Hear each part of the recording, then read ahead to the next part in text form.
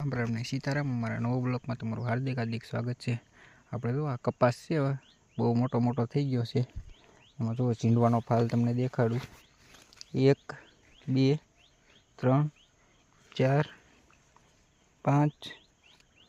5 તો ચીંડવા આવી ગયેલા છે ને બીજા તો કૂપળા ઘણા દેખાય છે। બાકી 5 ચીંડવા આખા છે પણ એમાં આવડા રોગ આવી જાય છે। એમાં કંઈ ખબર નથી પડતી। આખું જો ચીંડવું થડી જાય છે તો આ ટાઈપનું થઈ જાય છે। આને કંઈ દવાઈ નથી લાગુ પડતી। તમને કોઈને ખબર હોય તો મને કમેન્ટમાં કરજો તો હું દવા છાંટી દઉં તો આ એક રોગ ઓછો થઈ જાય। જો બાકી આખા ચીંડવા હળી જાય છે। એ ખેડૂત મિત્રોને બધાને ખબર હોય, બીજા કોઈને ન ખબર પડે। સિટીના હોય એને ન ખબર પડે।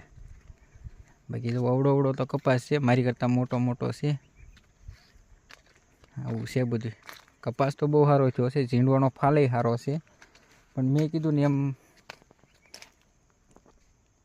ઝીંડવા હળે છે એનું કંઈ ઈલાજ નથી થતો। બાકી ઝીંડવા જો આખો છોડવા જ પડ્યા છે। બાકી આ જો કપાસ છે ને મારી કરતાં મોટો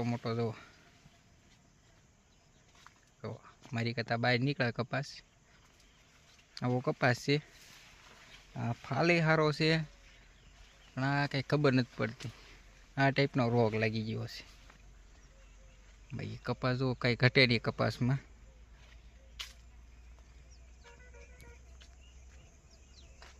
રામ રામ ને સીતારામ। નવા બ્લોગમાં પાછા મળીએ આપણે। વિડીયો ગમે તો લાઈક શેર સબસ્ક્રાઈબર કરજો તો અમારા ખેડૂત મિત્રનું બધાનું હાલે।